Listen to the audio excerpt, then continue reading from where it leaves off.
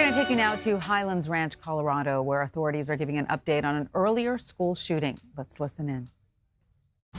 So he's going to get a few minutes for a question and answers, and then we're going to let him go, and we'll give you as many updates as we can as what we get. So I'm going to turn it over to Sheriff Spurlock. And I'm going to bring some my support and people that are helping me right here behind me. Give them a second, and then I will kind of identify and let you know who we have working with us right now. My name is Tony Spurlock. I'm the Sheriff of Douglas County, and I am very sorry to have to come to you at this.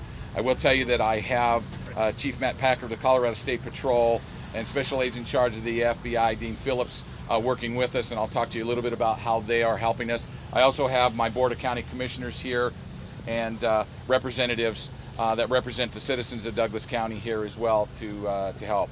This is what we know at this point. We know that two individuals walked into the STEM school, got deep inside the school, and engaged students in two separate locations. There were a number of students that were shot and injured.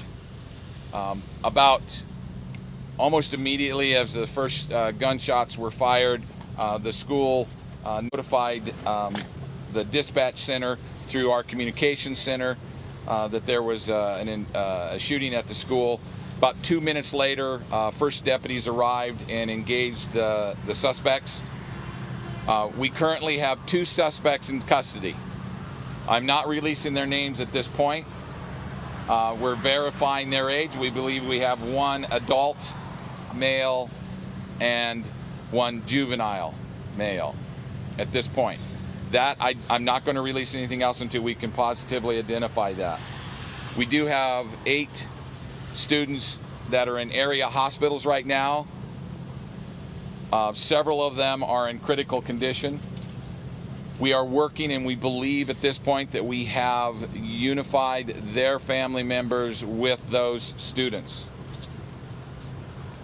We have one other student that has not yet been unified that we know of at this point with the family members. So we are, again, not releasing any of their names, obviously. We are working on getting all of the children reunified with their parents. It's at a local rec center right over here off of Broadway. We know that there are 1,800 kids that go to that school, and we are frantically trying to identify every one of those and making sure that we can connect them to their parents. That's going to take a little bit of time. The crime scene, on the interior crime scene, is going to be managed by the FBI's crime scene unit. I do have members of the ATF and Department of Homeland Security over there as well, assisting us at a number of things. We do have a suspect vehicle that is being contained in the parking lot. We're working with the District Attorney of the 18th Judicial District on search warrants on both the suspects' houses and that vehicle at this point.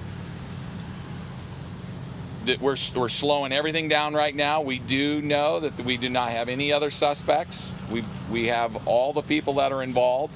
So we're slowing everything down, and we're going to try to focus on processing that crime scene, taking care of those who are injured, and investigating this case at this point in conjunction with my partner standing behind me in the District Attorney's office on where we're going to go with charges. That's a quick overview. I'll take a couple questions, and we'll see what we can do to help you. Were the suspects students? Both of the suspects, we believe, are students of the STEM school. Are they among the injured? They are not injured.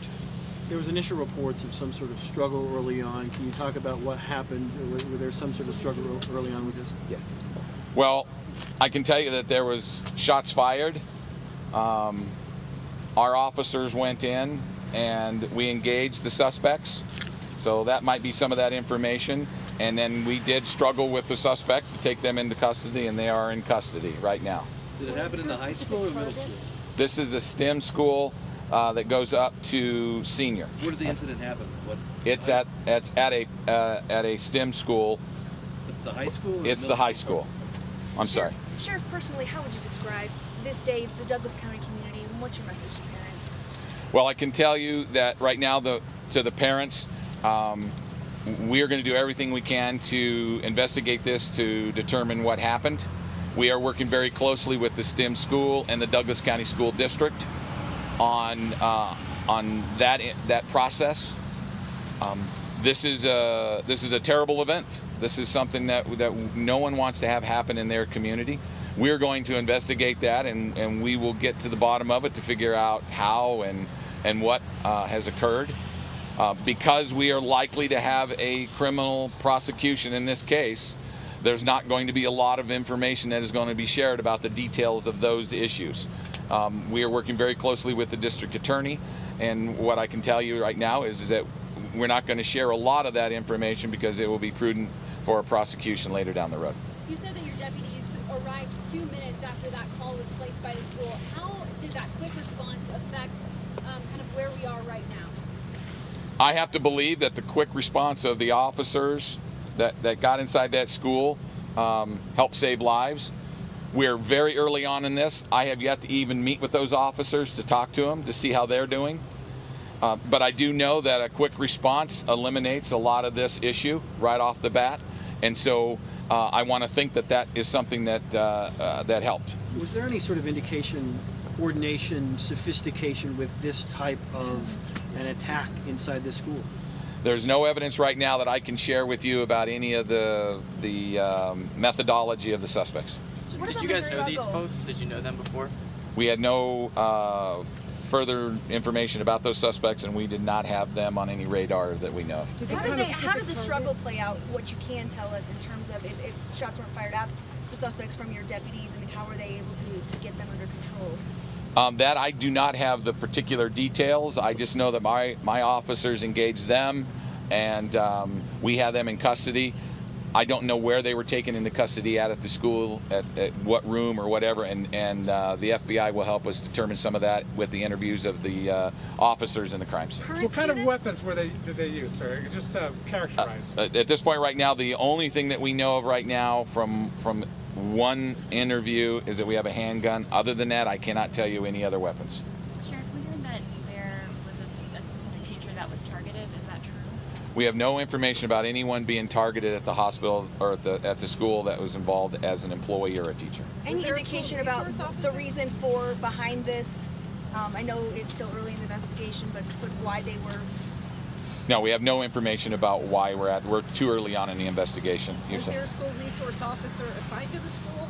There is not a school resource officer assigned to that school. They have a private security at that school, but no SRO at that school. Were all the injured students, or were there staff members or teachers included in them? No staff members or teachers that I know of that were injured. All of the injured were students. Do you know current students, the suspects? Because you said adult and juvenile. I know that there's a wide range of students at the school, but...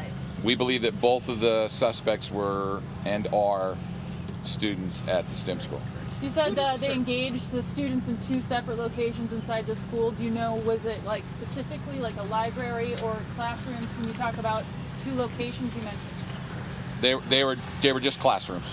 Nothing specific about those classrooms. Did students, were they confronted by other students at the school in addition to your deputies, or do you have any additional information about it? I only know about one interview of one student. The other ones have not been interviewed because they immediately went into medical, and so I can't answer that question specifically, but I do know that there was one student that gave us an interview, but I'm not going to release that information at this point right now because it's critical to the investigation. Was there related to each other? To the best of my knowledge, no. Was there an exchange of gunfire inside the school with your deputies? That is still under investigation at this point. Like I said, I haven't spoke to them. I have a chief that's investigating that portion of it with the district attorney, and we'll be able to get that information to you probably at a later time. How old are the injured students? The injured students are from 15 and up. I don't know the specifics of all of them. I can't tell you male, female, or whatever at this point. All right, 2 more questions. And how serious are the injuries?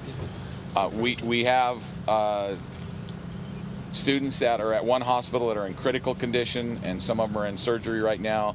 We have some of them that are in stable condition at other hospitals. Do you have a range of injuries, where they were shot or anything like that? I do not have that available. Is there any chance that there's anybody still left in the school? You guys No, we confirmed that there's no other suspect in the school. At this point, we have secured the environment. Or fatalities or injured people left? We're not sharing any information about that at this point until we have reunified all of the students with their parents. All right, thank you very much. All right, guys, once we get any more information, we will send out anything that is releasable. Again, can't stress enough that it's still an active investigation. Lots of information going on.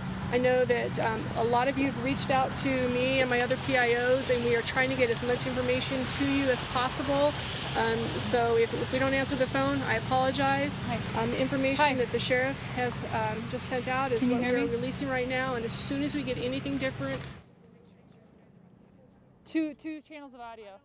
And we've been listening to authorities in Highlands Ranch, Colorado, give an update on the school shooting there. Joining me now on the phone from the scene is Steffan Tubbs. He is a reporter for KNUS Radio in Denver. Steffan, thank you so much for being with us. You are at the Reunification Center. What is the latest from there?